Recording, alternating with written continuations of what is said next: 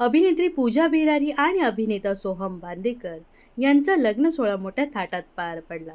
तर आता अभिनेत्री पूजा बिरारी ही बांदेकरांची सून झाली आहे. लग्न सोहळ्यासोबतच त्यांचं रिसेप्शन देखील चर्चेचा भाग ठरला आहे. तर आता सोहम आणि पूजा दोघंही वेगळे राहणार आहेत. कारण सोहम आणि पूजा यांनी त्यांच्या सोशल मीडिया अकाउंटवर एक फोटो पोस्ट शेअर केला आहे, ज्यामध्ये पूजाच्या हातात नव्या घराची किल्ली दिसत आहे. या फोटोसोबत त्यांनी कॅप्शनमध्ये नवीन सुरुवात असं लिहिलं आहे. काही दिवसांपूर्वी अभिनेत्री सुचित्रा बांदेकर यांनी एक मुलाखत दिली होती. यामध्ये त्यांनी सोहम आणि पूजा लग्नानंतर दोघंही वेगळे राहणार आहेत असं म्हटलं होतं.